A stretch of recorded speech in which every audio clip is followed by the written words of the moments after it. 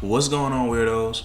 It's your man Shane Kid Walker here with Hollyweird TV, bringing you all yet another video. Welcome back to what I've been calling an all-star season of Hollyweird TV. We've counted down 30 of cinema's all-time greatest films as chosen by you, the fans. Today, we add 10 more to that list as the countdown continues from 70 to 61. As always here at Hollyweird TV, we place timestamps in the description below so that you, the viewer, can skip ahead and control the videos you see fit. Since I didn't do this for the last two episodes, a spoiler alert is in effect in case you haven't seen any of these films. Without further ado, let's continue the countdown. Number 70, Collateral. 2004 belonged to Jamie Foxx. Collateral was one of his two films, more on the other one later, to be nominated for an Academy Award. Collateral is about a man who wants to start his own limousine service. As a means of supporting himself and a way to build his business, he drives taxis in Los Angeles. One day, he picks up a seemingly innocent businessman. The guy offers him $600 in exchange for driving him around. Reluctant at first, the man agrees. As Max is driving Vincent around Los Angeles, Vincent starts killing people. Vincent reveals to Max that he's a murder for hire or a hitman. After committing a series of murders and revealing to Max's mother that he doesn't own a limousine company, Max destroys Vince's briefcase that contained his information. After getting it all back, Max realizes that Annie, a federal prosecutor, is next on the list. He warns her. As a result, Vince and Max trade gunfire. Vincent is hit and soon bleeds out. The film stars Tom Cruise, Mark Ruffalo, Jada Pinkett Smith, and the aforementioned Jamie Foxx. As of 2020, Collateral holds an 86% on Rotten Tomatoes. Jamie Foxx got an Academy Award nomination for Best Supporting Actor.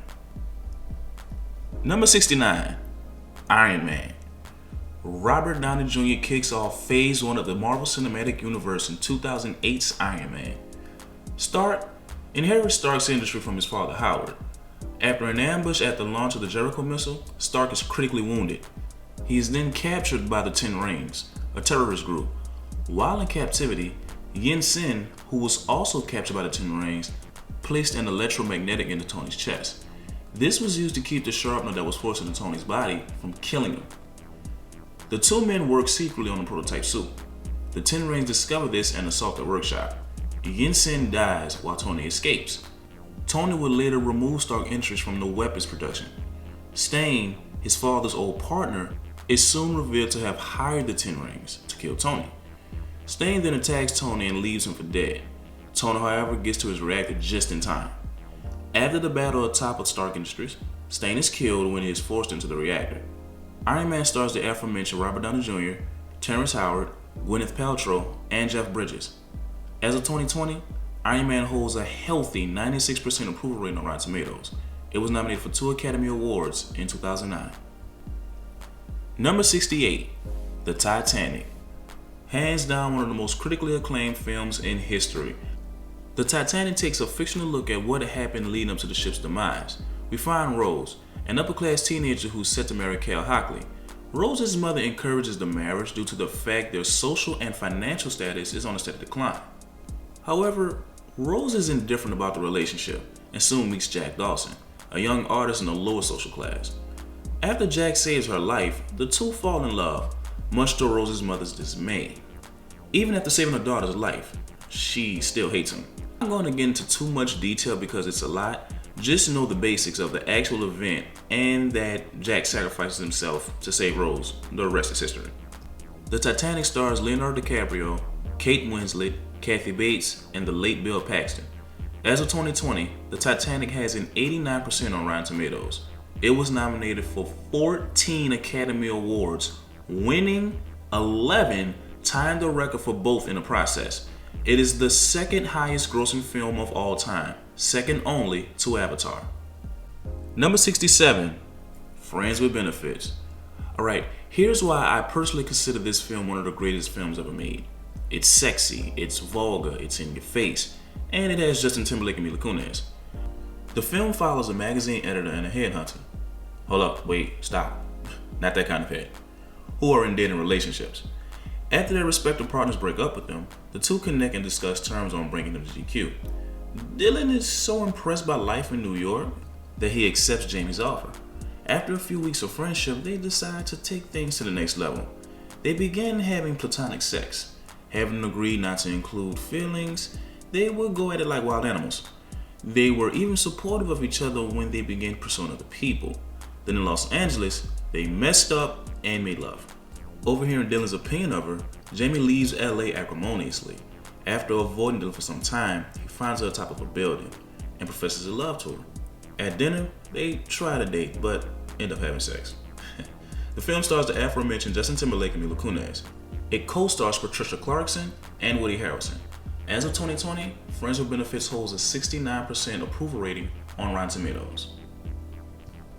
Number 66, Ted. Although Ted does suffer from a lot of script inconsistencies as well as the plot being trash, the whole movie is great on the strength of his humor. We meet a young man who is excluded from his peers.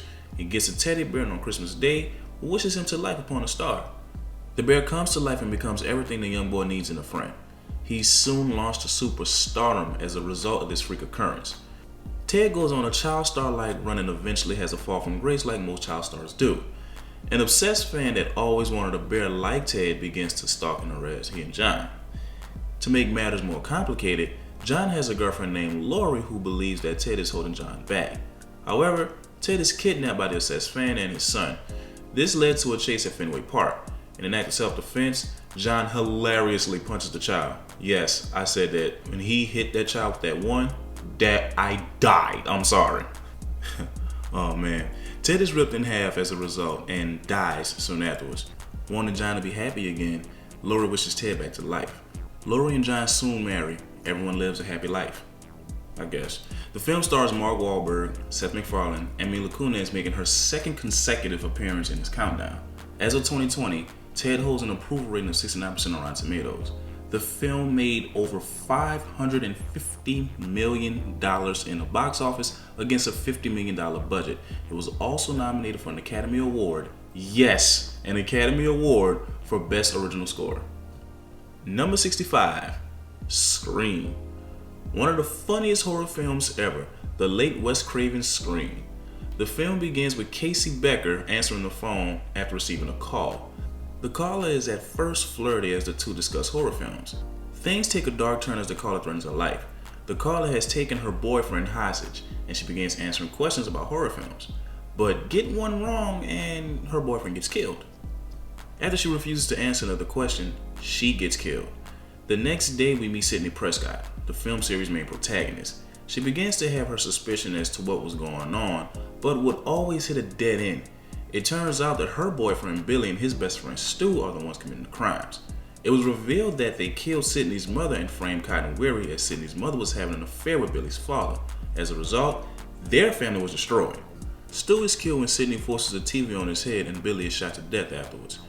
The film stars Neve Campbell, Courtney Cox, David Arquette, Skeet Ulrich, Matthew Lillard, Jamie Foxx, and Lee Schreiber.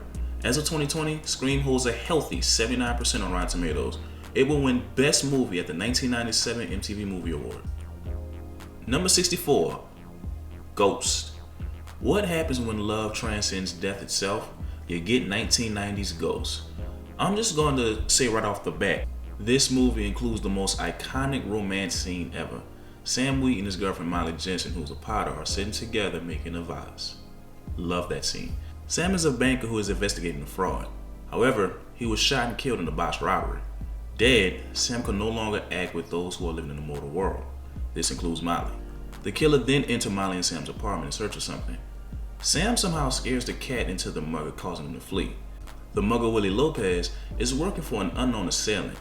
Oda Mae, who's a psychic, soon realizes she does in fact have psychic powers when she can interact with Sam. It is soon revealed that Carl, Sam's former co-worker, is in cahoots with the robber Willie. Turns out, Carl was embezzling money for local drug dealers and had the robbery set up in order to obtain information from Sam's apartment. Carl and the mugger are soon killed by Sam's ghost.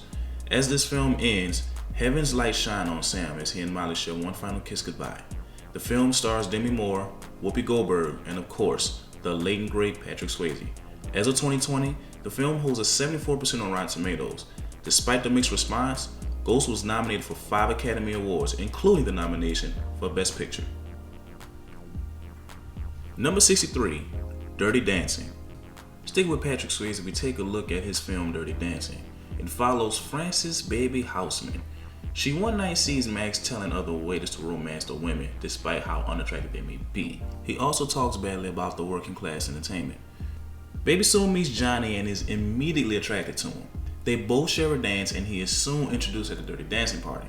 Soon, Baby learns that Penny, who is Johnny's dance partner, is pregnant. Robbie, who wants nothing to do with the baby, bails on Penny. Baby borrows money from her parents and pays for Penny's abortion. Penny is seriously injured after the abortion is botched. Dr. Houseman orders Baby to stay away from Penny and Johnny as a result of her deception. Later, Dr. Houseman prepares to give Robbie a check for med school, but Robbie admits to getting Penny pregnant and insults her. Dr. Houseman apologizes to Baby and Johnny. As the film ends, Baby and Johnny dance to The Time of My Life. Dirty Dancing stars Jennifer Grey, Cynthia Rhodes, and the aforementioned Patrick Swayze. As of 2020, Dirty Dancing holds a 69% approval rating on Rotten Tomatoes. I've Had the Time of My Life won an Academy Award for Best Original Score, as well as a Grammy for Best Pop Performance by a Duo. Number 62, Set It Off. Where to begin with this one? Okay, weirdos, look, I'm not going to go into detail like I've been doing with the others because words just can't do justice how good this film is. So here we are, I'm going to cover the basics. Tired of life kicking their asses, 4 friends set out on a series of bank robberies. Soon, the LAPD are on the trail, leading to the girls to stash their monies away at one of the workplaces.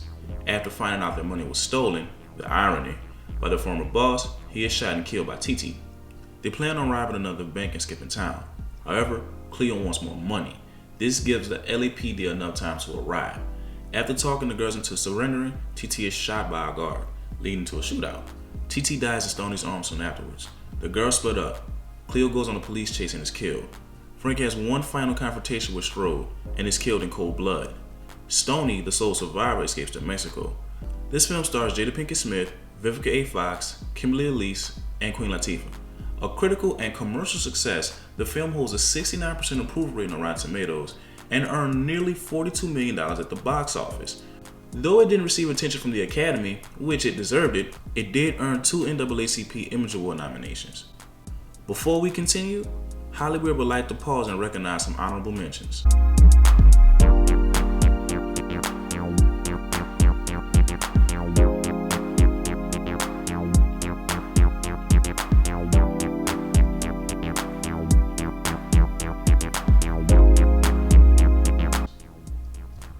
Number 61, Love and Basketball.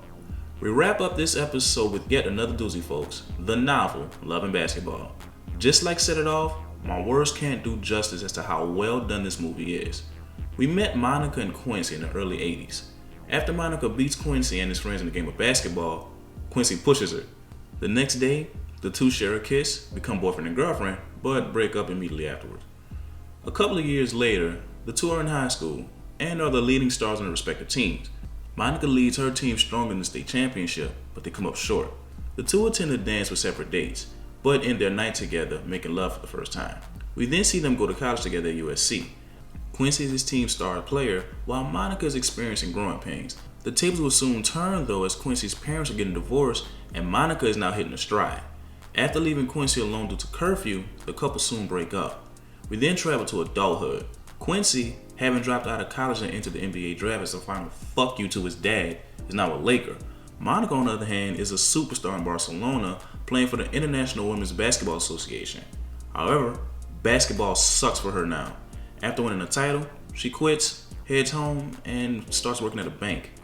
Feeling down about Quincy's engagement, she challenges him to one final basketball game for his heart, but she is defeated. Still having love for her, he simply asks her a question, double or nothing. The film ends with Monica joining the new WNBA and Quincy and now their daughter cheering her on. The film stars Omar Epps, Sanaa Lathan, and Alfred Woodard. As of 2020, Love and Basketball holds an 83% on Rotten Tomatoes. It won 2 NAACP Image Awards in 2001. And of course, it is now seen as a pop culture phenomenon. Do you all agree? Well, y'all should, because you did vote on these on Instagram. Just saying. Anyway, if so or if not, please tell us about it in the comment section below. Yeah, we actually read those things and we may use a screenshot of your opinion in the next video. There won't be an upload next week due to us entering mid-season. However, we will make that up with 2 episodes back to back on April 10th and the 11th to coincide with WrestleMania weekend, looking at number 60 to 41. Don't forget to like, share, and subscribe, and ring that dang on bell to get all of our notifications. Until April 10th and 11th, remember, Hollywood is a weird place. I'm your man Shane Kid Walker, and this is Hollyweird TV.